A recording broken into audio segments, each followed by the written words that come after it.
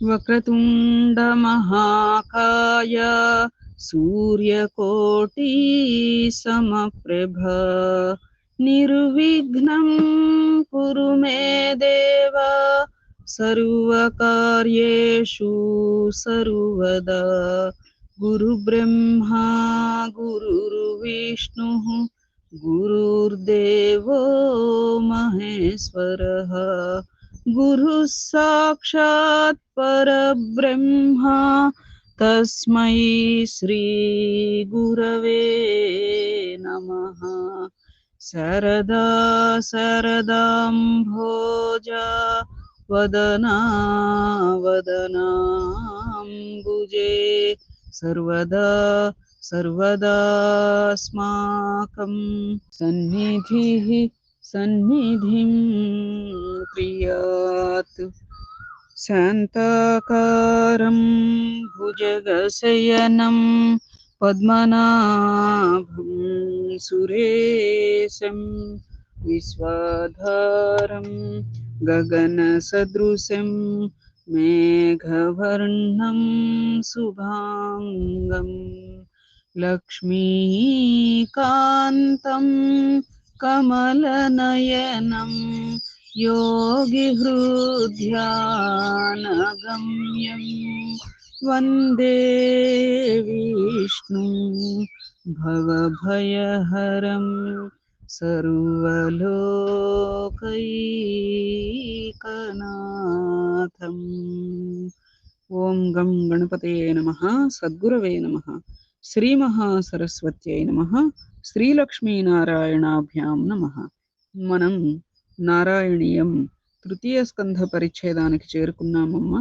మొత్తం 12 స్కంధాలని చెప్పుకున్నాం కదా. అయితే ద్వితీయ స్కంధ పరిచ్ఛేదం పరంగా సప్తమ దశకం నిన్న చెప్పుకున్నాము.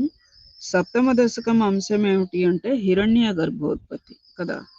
అంటే బ్రహ్మదేవుడి యొక్క సృష్టి, జీవుల ఎడల కారుణ్యముతో ఆయన సృష్టి కార్యం చేద్దాము అనేటువంటి నిర్ణయం తీసుకున్నప్పుడు అసలు ఎలా చేయాలి, అంతా కూడా మరి జలంతో నిండిపోయింది కదా, ఎట్లా అని అనుకుంటున్నప్పుడు ఆ యొక్క మహావిష్ణువు ప్రేరణచే ఆకాశవాణి తపా తపా అని అనటం, ఆ ప్రకారంగా కొన్ని వేల సంవత్సరాలు తపస్సు ఆచరించటం, ఆ తరువాత అత్యద్భుతముగా వైకుంఠాన్ని చూడగలగటం, ఆ యొక్క శ్రీ మహావిష్ణువు ప్రేరణతో సృష్టి కార్యం చేస్తావు కానీ కర్మలలో మటుకు చిక్కుబడవులే అని చెప్పి అంటారు. అట్లా సంతోషపరిచి ఆ బ్రహ్మదేవుడికి అంతటి శక్తిని ప్రసాదించటం, అదేవిధంగా లక్ష్మీదేవి ఆ యొక్క విష్ణుమూర్తి యొక్క పాద పద్మముల పరిమళములందు అనురక్తయ్యి తనకై తాను అక్కడ వెలిసారు వైకుంఠంలో అని చెప్పి, తర్వాత విశ్వమందు అంతటను కూడా ఆ యొక్క కాంతులను, ఆమె యొక్క దేహము విశ్వమందంతటా కూడా కాంతులను విరజిమ్ముచూ ఉన్నారని, ఆ శోభలకు అందరూ కూడా జీవులందరూ కూడా మైమరచి పరవశిస్తూ ఉంటారని ఇట్లా చెప్పుకున్నాం. ఏమ్మా, అట్లాగే అంతటి మహిమాన్వితుడు అయినటువంటి నీవు ఆరోగ్యాన్ని ప్రసాదించు స్వామి అని చెప్పి ఈ యొక్క నారాయణ భట్టతిరి గారు ప్రార్థన. ఇదంతా కూడా కవిగారి ప్రార్థన. అందుకే ఈ గ్రంథం చదివిన వారికి, విన్నవారికి కూడా సకల శ్రేయస్సులు, సకల సౌభాగ్యాలు, సమస్త ఆరోగ్యము కూడా చక్కగా పెంపొందించడం, ఇవన్నీ కూడా ఫలశ్రుతిగా మహామహులు కంచి పరమాచార్యుల వారు సహితం చెప్పినటువంటి వైనం మనకందరికీ విదితం కదా. నేడు అష్టమ దశకాన్ని ఆరంభించు అంటే తృతీయ స్కంధ పరిచ్ఛేదం. ఎమ్మ అంశం ఏమిటి అంటే ప్రళయానంతర జగత్ సృష్టి. ఏవం తావత్ ప్రాకృత ప్రక్షయాంతే బ్రాహ్మే కల్పే హ్యాదిమే లబ్ధ జన్మా బ్రహ్మా భూయస్త్వత్ ఏవాప్యవేదాన్ సృష్టిం చక్రే పూర్వకల్పోపమానాం. ప్రభు, మహాప్రళయము జరిగిన తరువాత బ్రహ్మకల్పం ప్రారంభమగును. ఆ బ్రహ్మకల్పము యొక్క ప్రారంభ సమయమున బ్రహ్మదేవుడు పైన పేర్కొన్నట్లు నీ వలన జన్మించినాడు. అట్లే నీ యొక్క అనుగ్రహము వలననే వేదములను పొంది అంతకు ముందున్న కల్పమున ఉన్నట్లు సృష్టి చేయుటకు మొదలెడెను. అది మహాప్రళయం. ఇప్పుడు మొన్న ఏదో పంచమ దశకంలోనో షష్టమ దశకంలోనో మహాప్రళయంలో ఏర్పడింది అంటే మహాప్రళయం ఏర్పడింది అంటే మొత్తం అంతా కూడా సమూలంగా ఇదైపోయినట్లు కాదు. అట్లా దాని యొక్క లక్షణాలు గుణగణాలు అన్నీ కూడా ఇదైపోతే మళ్ళీ పునరుత్పత్తి ఎట్లా జరుగుతుంది? కాబట్టి అవి ఉంటాయి, వాటి శాఖలు ఉంటాయి అన్నట్లుగా మనం చెప్పుకున్నాం. అట్లాగే ఇక్కడ బ్రహ్మదేవుడు ఆ యొక్క మహావిష్ణువు యొక్క అనుగ్రహం వలన వేదములను పొంది అంతకు ముందున్న కల్పము ఉన్నట్లుగా ఇప్పుడు సృష్టి చేయ మొదలెడెను. అంతకు ముందు ఎలా ఉందో అప్పుడు ఇప్పుడు కూడా అలా చేయడానికి మొదలు పెట్టారు అని చెప్పి శ్రీలక్ష్మీనారాయణాభ్యాం నమః. సోయం చతుర్యుగ సహస్రమితాన్యహాని తావన్మితాశ్చరజనీర్బహుశో నినాయ నిద్రాత్యసౌ త్వయి నిలీయ సమం స్వసృష్టైః నైమిత్తిక ప్రళయమాహురతోస్య రాత్రిం. స్వామి, 1000 చతుర్యుగముల పరిమాణము గల కాలము బ్రహ్మకు ఒక పగలు, అంతే పరిమాణము గల కాలము ఆయనకు ఒక రాత్రి. ఇంతవరకును ఆయనకు ఇట్టి పగళ్ళు రాత్రులు ఎన్నియో గడిచిపోయినవి. రాత్రుల యందు అతడు తాను సృష్టించిన చరాచర జగత్తుతో పాటు నీలో విలీనమై నిద్రించును. బ్రహ్మదేవుడు ఇట్లు నిద్రించియుండు రాత్రిని నైమిత్తిక ప్రళయం అని అంటారుట. అది 1000 చతుర్యుగాల పరిమాణం గల కాలం బ్రహ్మకి ఒక పగలుట అమ్మ. అలానే అంతే పరిమాణం అంటే అంతే 1000 చతుర్యుగముల పరిమాణం గల కాలం ఆయనకు ఒక రాత్రిట. ఇంతవరకును ఆయనకిట్టి పగళ్ళు రాత్రులు ఎన్నో గడిచిపోయినాయి. అయితే రాత్రుల యందు తాను సృష్టించిన చరాచర జగత్తుతో పాటు ఆ యొక్క విష్ణుమూర్తిలో విలీనమై నిద్రిస్తారు. ఇట్లు నిద్రించినప్పుడు ఆ రాత్రిని ఏమంటారుట? నైమిత్తిక ప్రళయం అని అంటారుట. శ్రీలక్ష్మీనారాయణాభ్యాం నమః. అస్మాదృశాం పునరహర్ముఖకృత్య తుల్యాం సృష్టిం కరోత్యనుదినం స భవత్ప్రసాదాత్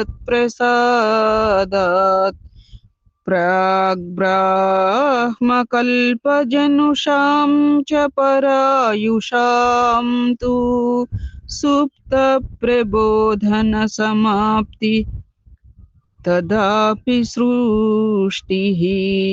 రాత్రి గడిచిన తరువాత నిద్రలేచి మేము నిత్య కృత్యములను ప్రారంభించున్నట్లు బ్రహ్మదేవుడు నైమిత్తిక ప్రళయము తరువాత మీ అనుగ్రహము వలన పునః సృష్టి చేయుటకు ఆరంభించును.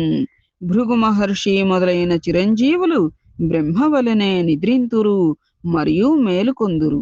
వారికి పూర్వ స్మృతి ఉండును, ఇతర జీవులకు ఆ స్మృతి ఉండదు అన్నట్లుగా.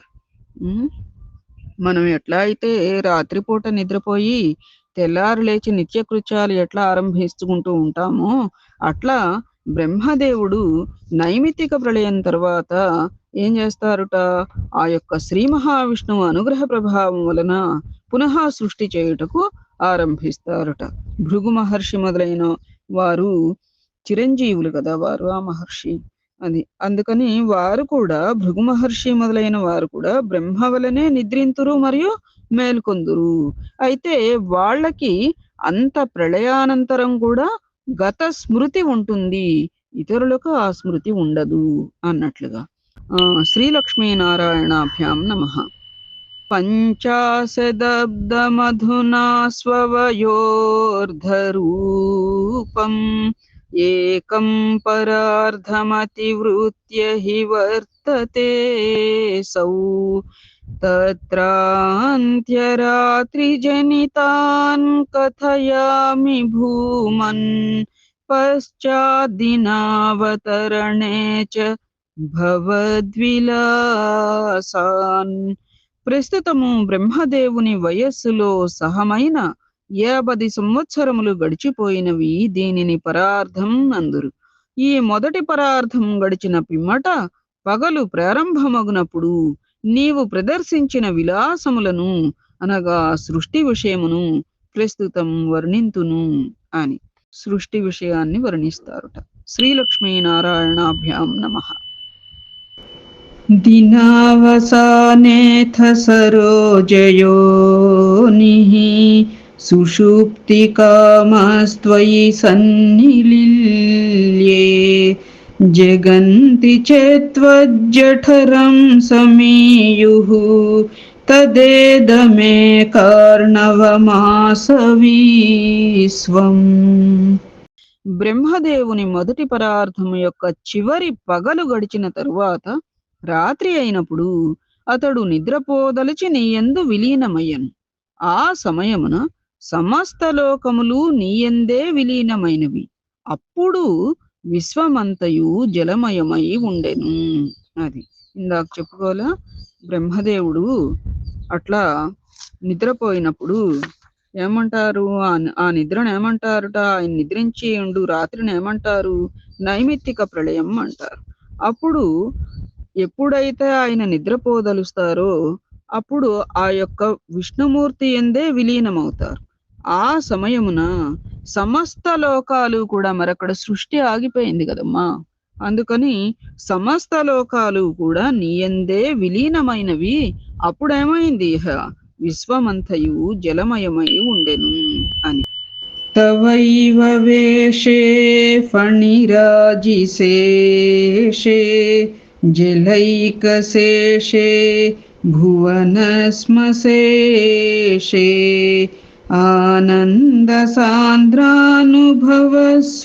ఆనందసాంద్రానుభవస్వరూపః స్వయోగనిద్రా పరిముద్రితాత్మా. విశ్వమంతయు జలమయమై ఉండగా నీ యొక్క అంగభూతమైన శేషతల్పముపై పరుండి పరమానంద స్వరూపుడవగు నీవు యోగ నిద్రయందు మునిగి ఉంటివి తండ్రి. శ్రీలక్ష్మీనారాయణాభ్యాం నమః. కాలాఖ్యశక్తిం ప్రళయావసానే ప్రబోధయేత్యాదిశతా కిలాదౌ త్వయా ప్రసుప్తం పరిసుప్తశక్తి వ్రజేన తత్రాఖిల జీవధామ్నా. శ్రీమన్నారాయణ, ప్రళయ సమయమునందు సమస్త శక్తులు నీలో విలీనమగును. ఆ సమయమున సమస్త జీవులకు ఆశ్రయమైన నీవు కాలశక్తితో ఈ ప్రళయము చివర నన్ను లేపు అని ఆజ్ఞాపించి నిద్రపోయితివి తండ్రి అని. ప్రళయ సమయంలో మరి సృష్టి కార్యం ఆగిపోవటమే కాక సమస్త శక్తులు కూడా ఆ యొక్క పరమాత్ముడిలో విలీనమైపోతాయట. అప్పుడు కాలశక్తితో ఏమంటారుట? అప్పుడు ఆయన యోగ నిద్రలో మునిగి ఉంటారు కదా. అప్పుడు కాలశక్తితో ఏమంటారంటేట, ఈ ప్రళయం చివర నన్ను లేపు అని ఆజ్ఞాపించి నిద్రపోతారు. అది శ్రీలక్ష్మీనారాయణాభ్యాం నమః. చతుర్యుగాణాం చ సహస్రమేవం త్వయి ప్రసుప్తే పునరద్వితీయే కాలాఖ్యశక్తిః ప్రథమ ప్రబుద్ధ ప్రబోధయత్వాం కిల విశ్వనాథ. జగన్నాథ, నీవిట్లు ఒంటరిగా శేషతల్పముపై 1000 మహాయుగములు అనగా కృతాది 4 యుగములను ఒక మహాయుగం అందురుటు నిద్రపోవుచున్నప్పుడు తొలుత నుండియు మేల్కొనియేయున్న కాలశక్తి బ్రహ్మరాత్రి గడిచిన తరువాత తాను నిన్ను యోగ నిద్ర నుండి లేపినది. అది ఇందాకేం చెప్పారు? ప్రళయం చివర నన్ను లేపు అని కాలశక్తిని ఆజ్ఞాపించి నిద్రకు ఉపక్రమిస్తారని తెలుసుకున్నాం. అట్లా ఒంటరిగా శేషతల్పముపై 1000 మహాయుగములు అంటే కృతాది 4 యుగములు, కృత త్రేత ద్వాపర కలి, ఈ 4 యుగాల్ని కలిపి ఒక మహాయుగం అంటారుట. అట్లాంటి మహాయుగాలు ఎన్ని? 1000 మహాయుగాలు నిద్రపోయినాక అప్పుడు కాలశక్తి అసలు నిద్ర అనేది పోలేదుట. నిద్ర అనేది పోదు అసలు. తొలుత నుండియే మేలుకొని ఉన్న కాలశక్తి బ్రహ్మరాత్రి గడిచిన తరువాత, బ్రహ్మరాత్రి అంటే ఏమనుకున్నాము? నైమిత్తిక ప్రళయం. అలాంటి అది కూడా ఏమిటి? 1000 చతుర్యుగముల పరిమాణం కలిగిన కాలము బ్రహ్మకు ఒక పగలు, అంతే పరిమాణం కలిగినటువంటి కాలం ఒక రాత్రి అని చెప్పుకున్నాం కదా. అట్లా ఆ నైమిత్తిక ప్రళయం అనగా బ్రహ్మరాత్రి గడిచిన తరువాత ఇహ కాలశక్తి నిన్ను యోగ నిద్ర నుండి లేపినది తండ్రి అని. శ్రీలక్ష్మీనారాయణాభ్యాం నమః. అర్థమవుతోంది అమ్మా? విబుధ్య చేత్వం జలగర్భసాయిన్ విలోక్య లోకానఖిలాన్ ప్రలీనాన్ తేష్వేవ సూక్ష్మాత్మతయా నిజాంతః స్థితేషు విశ్వేషు దదాథ దృష్టిం.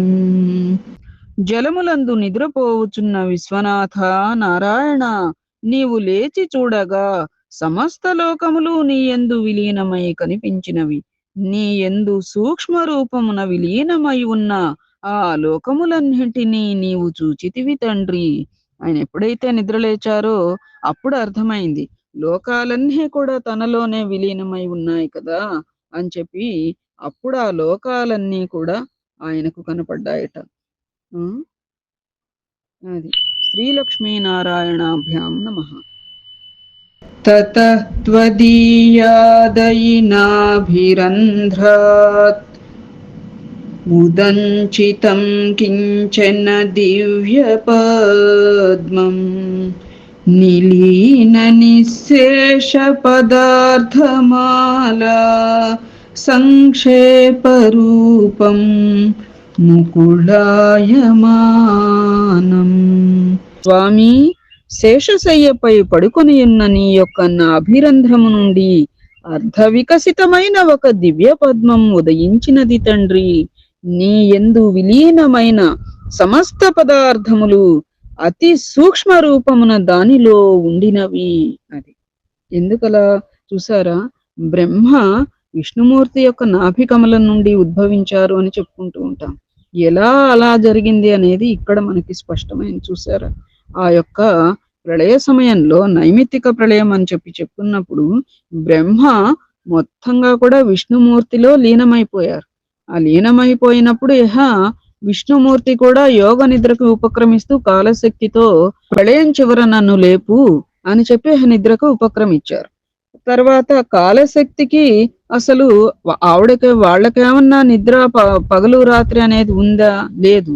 కాలశక్తి సదా మేలుకొనే ఉండి బ్రహ్మ యొక్క రాత్రి అంటే నైమిత్తిక ప్రళయం గడిచినాక ఆ యొక్క విష్ణుమూర్తిని యోగ నిద్ర నుండి మేల్కొల్పేటప్పటికి నిద్ర లేచి తనలో తాను చూసుకుంటే సమస్తమైనటువంటి లోకాలు కూడా తనలోనే విలీనమై ఉన్నాయి అనేటువంటి అంశం కనిపెట్టి చక్కగా ఆ లోకాలన్నిటినీ కూడా చూశారట. చూసేం చేశారు? చూసినాక శేషశయ్యపై పడుకొని ఉన్న ఆ యొక్క స్వామివారి నాభిరంధ్రం నుండి అర్ధ వికసితమైన కొంచెంగా విచ్చుకొని ఒక పద్మం ఉదయించిందిట. దివ్యమైనటువంటి పద్మం ఉదయించేటప్పటికి దానిలో విలీనమైన సమస్త పదార్థములు కూడా అతి సూక్ష్మ రూపంలో దానిలో ఉన్నాయట. ఎందుకున్నాయి? అక్కడ లోపల బ్రహ్మదేవుడు ఉన్నారు కాబట్టి. అర్థం కాల? అప్పుడు అట్లా వచ్చారు గావులైతే. అది తదేతత్ అంభోరుహ కుడ్మలం తే कळेवरात्तोयपथे प्ररूढं बहिर्निरीतं परितस्फुरद्भिः स्वधामभिर्ध्वान्तमलं न्यकृन्तत्. ప్రభూ, నీ నాభియందు అంకురించిన ఈ తామర మొగ్గ నీటి నుండి బయటకు వచ్చి వికసించినది. ఈ విధముగా బయటికి వచ్చిన ఆ పద్మము యొక్క కాంతి 4 దిక్కులందు వ్యాపించి అచటనున్న చీకటినంతా తొలగించినది తండ్రి. శ్రీలక్ష్మీనారాయణాభ్యాం నమః. సంఫుల్లపత్రేన్ ఇతరాం విచిత్రే తస్మిన్ భవద్వీర్యధృతే సరోజే సపద్మజన్మా విధిరావిరాసీత్ స్వయం ప్రబుద్ధాఖిల వేదరాశిః. ప్రభూ, నీ యోగ శక్తిచే ప్రభావితమైన ఆ కమలం మిక్కిలి విచిత్రముగా ఉండెను తండ్రి. దాని దళములు బాగా వికసించి ఉండెను. పూర్వం బ్రహ్మదేవుని యొక్క ఆవిర్భావం ఈ కమలమునందే జరిగెను. నీ అనుగ్రహము వల్లనే ఆయనకు వేద రహస్యములు స్వయముగా అవగతమయ్యను అని. శ్రీలక్ష్మీనారాయణాభ్యాం నమః. అస్మిన్ పరాత్మన్నను పాద్మకల్పే త్వమిత్తముత్థాపిత పద్మయోనిః అనంత భూమా మమ రోగరాశిం నిరుంధివాతాలయ వాసవిష్ణో. పరమాత్మా, గురువాయూరుపుర నిలయ శ్రీ మహావిష్ణు ఈ విధముగా బ్రహ్మకల్ప ప్రారంభమున చరాచర సృష్టి చేయుటకై బ్రహ్మదేవుని ఆవిర్భవింపజేసితివి తండ్రి. ఈ విధముగా అనంతమైన మహిమలున్నవో శ్రీకృష్ణ పరమాత్మ, నీవు దయతో నా రోగములన్నింటినీ పోగొట్టుము తండ్రి. అది శ్రీలక్ష్మీనారాయణాభ్యాం నమః. ఇది ప్రళయానంతర జగత్ సృష్టి అను 8వ దశకం సంపూర్ణం. నారాయణ నారాయణ గోవింద, శ్రీమన్నారాయణ నారాయణ గోవింద, నారాయణ నారాయణ గోవింద, శ్రీమన్నారాయణ నారాయణ గోవింద, నారాయణ నారాయణ గోపాల, లక్ష్మీనారాయణ నారాయణ గోపాల. ఏతత్ఫలం సర్వం సద్గురుచరణారవిందార్పణమస్తు. సద్గురవే నమః. శ్రీమాత్రే నమః. శ్రీలక్ష్మీనారాయణాభ్యాం నమః. శుభం భవతు.